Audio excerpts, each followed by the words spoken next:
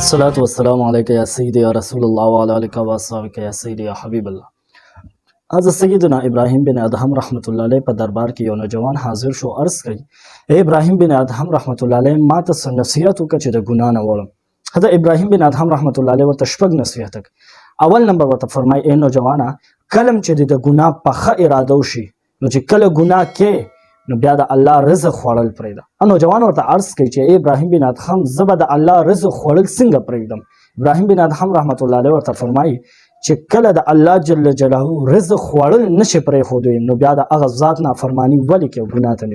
دویم نصیحت ابراهیم بن ادهم رحمت الله علیه ورته فرمایي چې ای نوجوانه کله د ګناه اراده وکړې نو د الله جل جلاله د ملکیت نه وځه، یعنی د الله جل جلاله د ځمکې نه وځه، بیا چې کوم ځای کې ګناه کې کوه.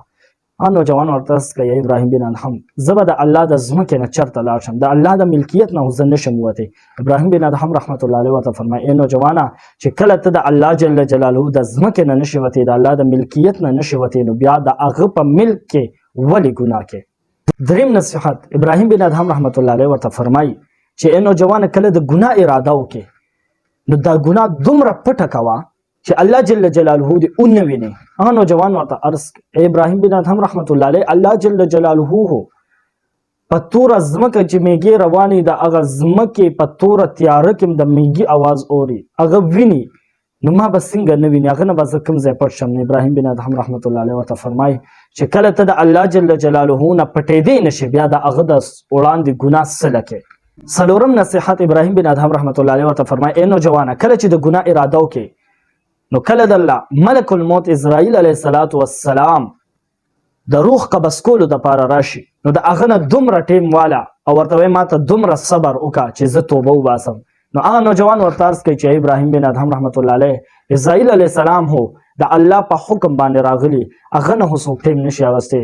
نو بیا ابراهیم بن ادهم رحمت الله علیه ورته وایي چې تا ته د دې پته هم نه لګي چې زه اسرائیل علیه السلام نه ټیم نشم اغوستی، هغه نه وخت نه نشم اخیستی، نو چې ته ګناه کوې په دې حالت کې تعالی مرګ راشي بیا به ته څه کوې. پنځم نمبر نصیحت ابراهیم بن ادهم رحمت الله علیه نوجوان ته فرمایي چې ای نوجوان چې کله د ګناه اراده وکړې نو بیا دا مه ګوره چې کله قبر کې تا کېښود نکیر منکر سوال دپاره راشي نو هغه نکیر منکر د ځانه هټو که هغه لرې که.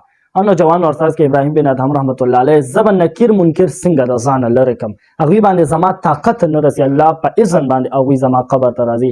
ابراهیم بن ادهم رحمت الله علیه ورته فرمایي چې کله ته نکیر منکر د ځانه نشي لرې کولی نو بیا د هغوی د سوالات چې کوم دي د هغې د جواباتو تیاری ولې نه شروع کوې. چې ابراهیم بن ادهم رحمت الله علیه ورته فرمایي چې شپږم نصیحت زما دا دی چې کله د قیامت په ورځ تا ته وویلی شي جهنم ته ځه، ته هلته انکار وکړه چې زه جهنم ته نه ځم.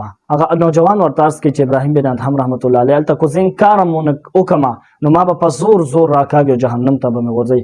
ابراهیم بن ادهم رحمت الله علیه ورته فرمایي چې کله د الله رزق خوړل نشي پرېښودی، د الله د ملک نه بهر نشي تللی، د نکیر منکر هټاولی نشي د ځانه، اسرائیل علیه السلام نه مهلت نشي اغوستی، د الله نه پټېدی نشي، د قیامت په ورځ د جهنم انکار کولی نشي، بیا ګناه څه لکئ. محترم حاضرینو موږ تاسو کو په هر ځای کې کو پټي کو ښکارئ د مخلوق وړاندې مخلوق نه پټو، خاص کر په سوشل میډیا باندې موږ هغه څیزونه چې هغه د ګناه سبب جوړیږي موږ هغه کوو. موږ تاسو به ختم شو د ګناه به مو تاپسې لیکي. نن د الله جل جلاله په حضور کې سچه توبه وباسو. شب برات مبارکه شپه ده، په دغه مبارکه شپه باندې اعمال بدلیږي، الله جل جلاله حضور ته اعمال پیش کیږي. نن خپل رب ته توبه وباسو، د خپلو ګناهونو توبه وباسو، دغه شپږ نصیحتونه ځان ته یاد کړو. که مونږ کې دا هر څه کولی شو نو بیا مو ته د ګناه هم کوو. الله غفور رحیم بادشاه دی، الله رحمتونه ډېر زیات دي، د الله رحم وسیع دی. مو ته یو ځل اوښکه توی کړو د ګناهګارو سترګونه، رب ذوالجلال به مو ته ضرور بهانه نصیب کوي. خپل رب ته په سچه باندې توبه وباسو، خپل رب نه معافي وغواړو، د خپل رب اطاعت وکړو. رب ذوالجلال ډېر کریم او رحیم ذات الله به زموږ او ستاسو ګناهونه معاف کړي. د روژې نه مخکې موږ او تاسو د خپل رب اطاعت ته داسې غاړه کیدو چې موږ او تاسو د حضور علیه السلام او د رب کریم په بارګاه کې قبول شو او الله موږ او تاسو د خپل اطاعت او بندګۍ توفیق راکړي.